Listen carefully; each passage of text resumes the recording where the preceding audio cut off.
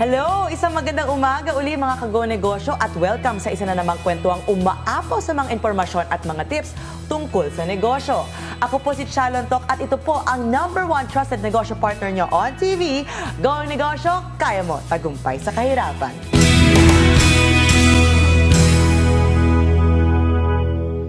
Ate Chal, ito nga po pala yung unutang namin ng nanay ko last week. Naku, nag-abala ka pa. Okay lang naman, suki ka naman eh. Maraming salamat po. Sige po, Ate Chal. Thank you po. Sige, ingat. Aba, Ate Chal, kaya ito magandang relationship ng tindahan mo sa mga customer. Alam mo, Miss Mylene, ako totoo yan. Pero teka lang, bakit nga ba important yung suki and businessman relationship rapport na tinatawag na yan? Ako, ang importante sa ating mga negosyante ay may mga loyal customers tayo, yung mga tinatawag na suki, diba? Okay. So doon pala nagsisimula yun. So paano natin nagagawa ng paraan na maging sincere at maging, parang lumago yung relationship na yun between the buyer and the seller? Meron akong rule number 1. Okay. Actually, only rule na sabi ko. Para maging loyal talaga yung mga customers ko is never say 3 words. Okay. No, never, not possible. Not possible. Naku, paano yun? Kapag, let's say, may binibili sila sa tindahan ko at talagang wala akong stock. Yes. Exactly. Sabihin mo, okay, tatapatin mo, wala po akong stock, pero hanapan ko kayo ng stock. So, in other words, palaging maghanap ng paraan. Yes, Tama ba? Okay. yes. Ano ba nangyayari kapag ang isang negosyo is just based on benta lang ng benta, profit lang iniisip? Ay nako, temporary yan. Maganda yung benta sa una. Okay. Pero ang importante sa atin ay babalik ba yung customer mo. In marketing, Okay. mas mahal ang magkaroon ng panibagong customer at ang probability na bibili sa'yo ang bagong customer ay mas maliit kaysa sa you have loyal Yung customers. bumabalik talaga. Or mga suki. Mga suki na tinatawag. Naku, marami ako niyan.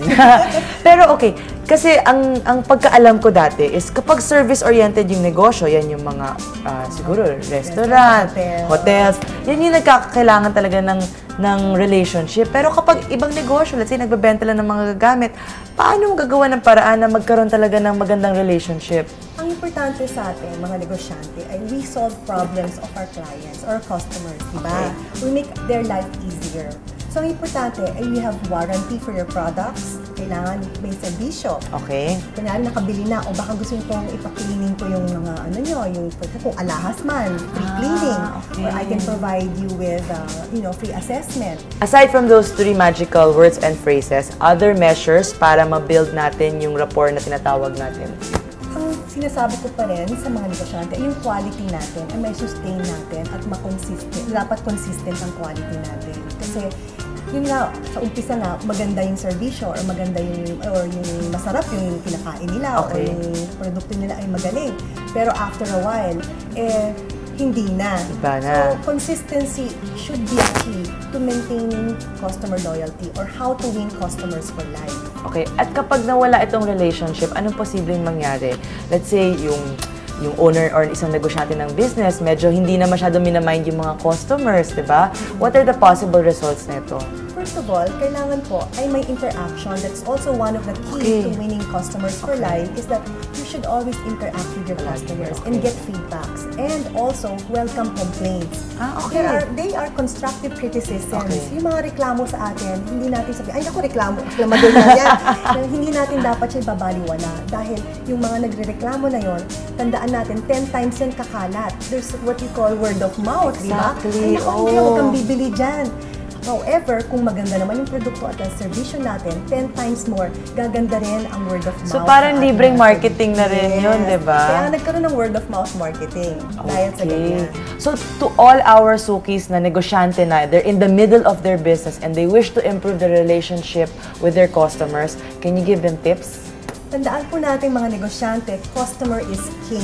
Kahit po mahirap mapakisamahan ng ating customers, sila ang bumubuhay sa ating mga negosyo. So let's always think and focus on the benefits of our product or service and how it can uplift the lives of our customers. Nako, Miss Mylene, salamat muli. Talagang angelpreneur ka talaga in our tindahan. Thank you so much for the added knowledge. And as you can see, very well applied ang mga lessons ninyo. Kaya ang rami kong suki. Ako suki na rin. Thank you, thank you. Thank you so much.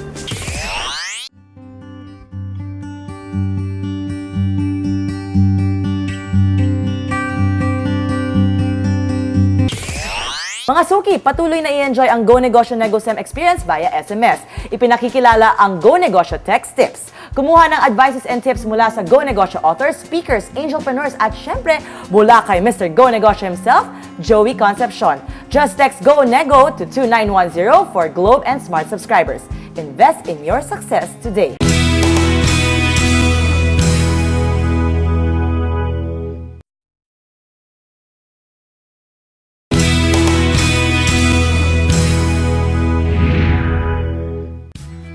Nagpunta kami sa Bagong Ilog, Pasig at doon nakilala namin ang home-based business ni Nanay Aging Mercado, ang Aging's Delight.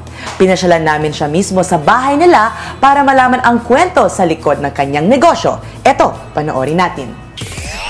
Ang business namin is number 1 is sa suman. Noong una yan, kasi madalas kami sa bangko. Hindi niya alam na nagkakaroon ako ng interest doon sa mga product na nakikita ko doon sa kanila. Then, in-apply ko nga dito.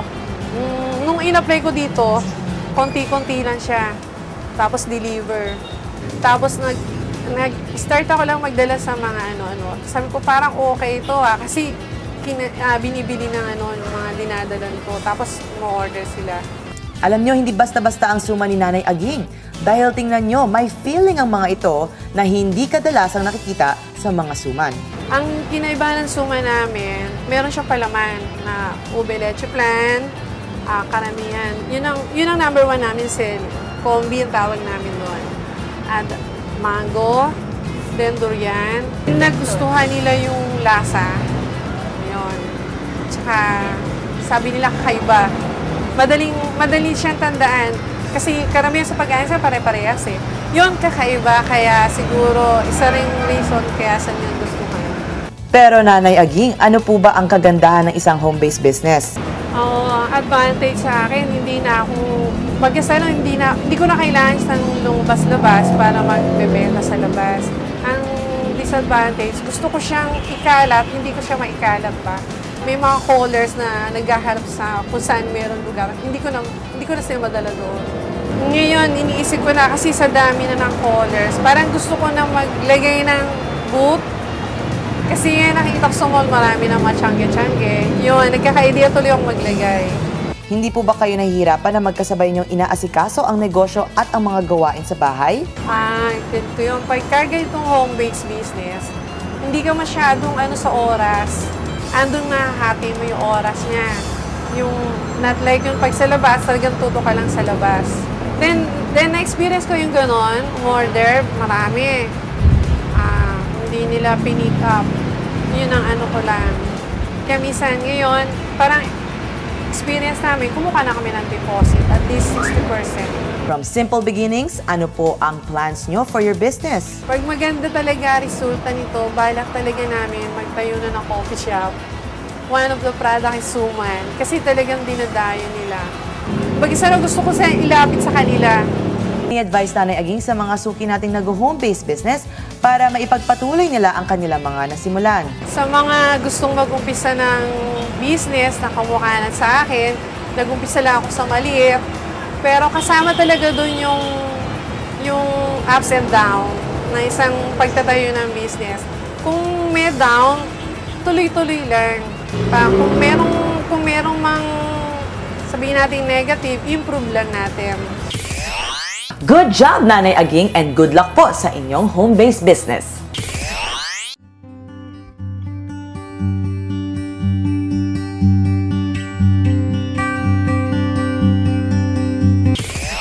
Mga suki, patuloy na i-enjoy ang Go Negosyo NegoSem experience via SMS. Ipinakikilala ang Go Negosyo Text Tips. Kumuha ng advices and tips mula sa Go Negosyo authors, speakers, angelpreneurs at syempre mula kay Mr. Go Negosyo himself, Joey Concepcion. Just text Go Nego to 2910 for Globe and Smart subscribers. Invest in your success today.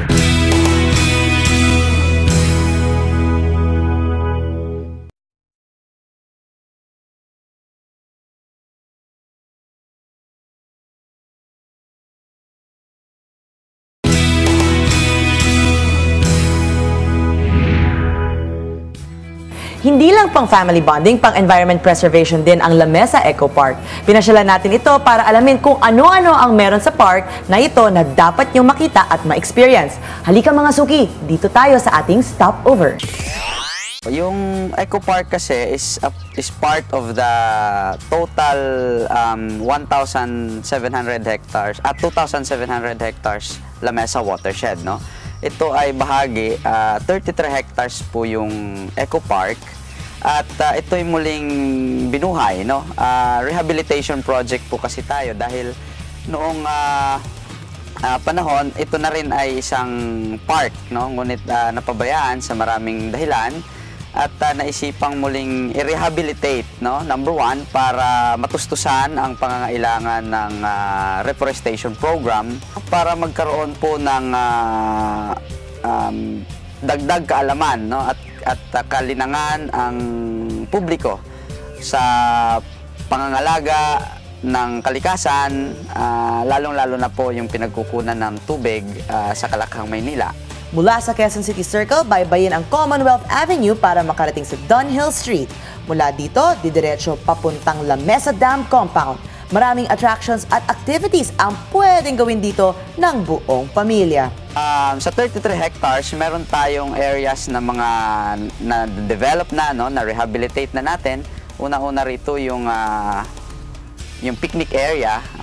And then, para naman sa ibang activities nila, aside from picnic, meron tayong saltwater swimming pool. Meron din tayong adventure activities, kagaya ng wall climbing, rappelling, meron tayong 150 meters zip line, meron tayong paintball, no? Meron tayong bike rentals also, meron tayong boating facility, yung paddle boats, no? Meron tayong mga sceneries, no? Kagaya ng yung orchidarium, yung flower terraces natin. Meron tayong mga venues for big event. Ang bawat bumibisita sa park ay nakakatulong sa preservation at protection ng Lamesa watershed. Kung kasing part natin, lahat kasi tayo kailangan merong parte na pinagtutuunan, no? Lalo-lalo na pagdating sa pangangalaga sa kalikasan o sa kapaligiran. Kagaya nitong mga CSR na to, no? Yung mga malalaking korporasyon, kumpanya, meron silang ginagawang activities para matugunan, no? At matulungan yung pagpapanatili ng supply ng tubig natin sa Lamesa. Ito yung pamamagitan ng tree planting activities, no? Or yung protect forest projects, no? Meron kaming dalawang ginagawang proyektong ganyan. Yung isa, yung Adopt a Tree program. Ito yung pwede kang mag-adapt ng puno, isa hanggang 100, hanggang kung ano ang gusto mo. At bibigyan ka ng certificate, no, na ikaw ay nag-adapt ng puno dito sa Lamesa. And yung iba naman, yung malalaking corporations, no, ang ginagawa nila, instead of planting, lalong-lalo na po ngayon na medyo malapit na tayong matapos, no, doon sa planting aspects. So ang kailangan natin in a long-term commitment is the protection of the forest, no. Yung simpleng pagpunta lang dito ng mga bisita natin ay nakakatulong na sila kaagad, no, sa Lamesa Watershed Project. Yung pong mga binabayaran nilang mga admission fees, ito po ay nababalik, no, sa Lamesa Project para po tugunan yung gastusin, yung pangangailangan ng reforestation program at ng protection program ng Lamesa. Isang magandang nature tripping ang makukuha nyo sa Lamesa Eco Park. Pero ito ang ilang reminders from Lamesa Eco Park. Yun, we don't allow alcoholic beverages, no? Yung pagkakalat ay hindi pinapahintulutan, yung pagpipitas ng anumang klase ng halaman ay hindi rin po natin pinapahintulutan para po mapanatili rin natin yung kagandahan ng kapaligiran para po sa ibang mga dadating pang bisita. At yung pong ang isang maganda rito, no, ay yung mga lalong-lalo na yung mga mahilig sa mga pets, no. pwede silang magdala ng kanilang mga pets dito. They can walk with their pets all over the park, no? Yun yung hindi naman, yun yung kaibahan naman doon sa mga ibang pasyalan, no? Magandang dali ng mga bata dito para mas maging aware sila of their responsibility to take care of the environment. Bukas po ang park mula alas 8 ng umaga hanggang alas 5 ng hapon, araw-araw po. Ang ganda, di ba? So, ano pang hinihintay nyo? I-schedule nyo na ang pag-stopover nyo sa Lamesa Eco Park. Don't go away mga suki dahil sa pagbabalik natin, makakasama natin ang napakagaling na restaurateur na si Charlemagne Lim. Dito lang yan sa Go Negosyo, Kaya Mo!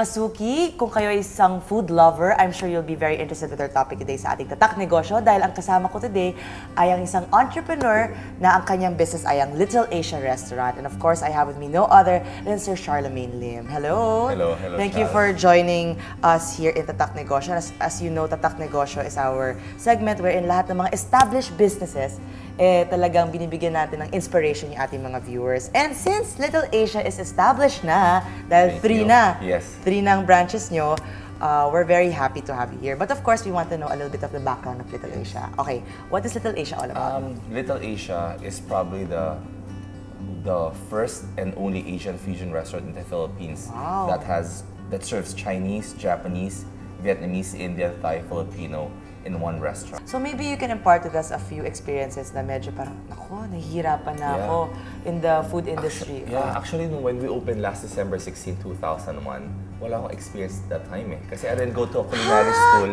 I have no culinary background. Anong college course mo? As in, management. Sobrang palpak ng operations namin. The next day, nag-close kami. Oh! Nag-close kami kasi sobrang sabog eh. Isipin mo, dumadating yung food after 2 hours. Naku! In-order ng mga, kunyari, may in-order ang customer sa mga itong mga pagkain, lumabas ibang pagkain, napunta yung pagkain sa ibang table. Sobrang palpak talaga. Okay, so talagang... Sobrang buti na lang, mababait yung customers na intindihan nila. Nakita, bata. Kasi I was only 25 when I opened Little Asia eh. So nakita nila, sabi niya, okay, parang hinayaan na, di ba? So the next day, nag-close kami, talagang general meeting kami. Actually, that night pala, general meeting na. The next day, talagang inayos namin talaga yung mga tables, lahat-lahat. It's nice that you brought it up kasi some people, syempre, basta food business lang, papasukan na kaagad. And then pag nandun na, it's nice that you acknowledged it na palpak. First, palpak. Okay, palpak nga, pero ngayon naman after 10 years, di ba? Actually, no, I'm very proud to say na after 2 months, naging okay na. Pero from December 16 hanggang December 16, 2000 hanggang February 2002, every 2 months hindi ako nag-exaggerate, no? Every night, general meeting kami. Kailangan. As in, general meeting, every night. Talagang every night may palpak. Pero after 2 months, no? Smooth na. Actually, I'm very glad to have you next to me kasi one more thing that here in Go Negosyo we love are mga young entrepreneurs. So meron kang both perspective eh. As a young entrepreneur and now medyo established nga kasi you're here with us at Tatak Negosyo. So, for all our viewers out there na mga young entrepreneurs, what would you advise to them? Siyempre, lahat sila may mga dreams yan, hindi lang sa food restaurant, kahit ano, kahit clothing, di ba? Ang dami. And they think na, basta makapasok na ako, okay na. Alam mo, no, my advice to them, no, if they're gonna put up their own business, food man siya or whatever, clothing business, no, they really have to be hands-on eh. They cannot just keep on relying and delegating to their employees. I really believe in the saying na, if you wanna have things done, you have to do it yourself. And you have to be very meticulous. Lahat yan papansin mo, every little details. And after 10 years nga, all I could hear talaga is, I'm sure you're reaping out the benefits of and tasting the success already. Speaking about tasting success, I will taste your success naman ngayon. Okay, what do we have here? Yes. Naku, I love my job. Okay. Thank you. This is our drunken lengua. Okay. This is one of our new, Drunken lengua. Yes. So, okay, you said Asian fusion. Yes. This one is a mix of what? Ano yan eh, the sauce yan, no? Sobrang okay kasi lengua yan, di ba? It's oksang, no? Okay. They use also oksang in a Chinese restaurant, but they cook it differently. Yan talagang, we cooked it in our own method. Okay. As in, we put some white wine, asparagus, tomatoes. Sige lang, tell me the ingredients habang Dinurog na tumitikim namin ako. siya and turned it into a sauce. Tapos, di ba, parang akala mo brown sauce lang siya, pero yung brown sauce na yan, it consists of mushrooms, white wine. I taste it, oo. Yeah, mushroom, white wine, asparagus, and mushrooms. We mash them together, turn it into a sauce. Ang galing kasi usually when you say lengua, it's Spanish, Yes. diba? This one actually it has a Filipino-Chinese Yes. taste to it, no? Yeah. Those are velvet prawns with caramelized nuts. Ulit. Velvet prawns with caramelized nuts. Okay. The name pa lang eh. Wala na siyang shell, no? Okay. I have a favorite na. Yeah. Ito, ang sarap. Wow, and this has been a dish na ever since talaga. Yes. One of the best sellers to. This one, when we first started, meron na kami nito. But this one, the lengua, that's pretty Lately, new. Yes. Wow, thank you. Thank you for making me be able to experience this. And then lastly, Charlemagne, to all our viewers there, dahil ikaw nga ay tatak ng negosyante Thank here you in so the food much. industry. Maybe advice na lang to all experienced negosyantes there. You can't be complacent eh. At saka you should never be contented. You should always parang push yourself to strive even harder. Kasi pag pa-easy-easy ka lang, someone will be better than you eh. Dapat ka, you should always be thinking. That's why I always tell my siblings and my mom eh. Palagi ako nag-iisip at night, I always think. When everyone's sleeping na, I make a list eh kung anong mga gagawin na tomorrow, what's my plan, ganon. At saka, the most important thing for me, nakatuto ka talaga sa business mo. You have to know everything what's going on. From kitchen, sa waiter, sa bar area, you talk to your customers. Kung may problema, dapat ikaw lahat nakakaalam. From the sound of it, you've been very busy, so we're very happy that you said yes to us to be able to impart your knowledge. Thank you for having me and for choosing me to guest on your show. Alright. Mga suki, Charlemagne Lim po na Little Asia. Masaya po kami dito sa Go Negosyo na ipagpatuloy ang pagbabahagi sa inyo ng iba't ibang inspiring business stories para matulungan kayo sa pagnenegosyo. At tulad ng dati, sana'y marami ulit kayo natutunan at napulot sa ating kwentuhan ngayong umaga. And of course, Go Negosyo would like to thank our sponsors, Reyes Haircutters and Nokia OV. Masaya po ako muli kayo nakasama dito sa Go Negosyo at sana'y naging maganda ang inyong umaga na kakwentuhan kami. Huwag kalimutang tumutok uli next week dito sa inyong #1 negosyo partner on TV, Go Negosyo, kaya mo, tagumpay sa kahirapan. So much further now, we were right somehow, pray for changes.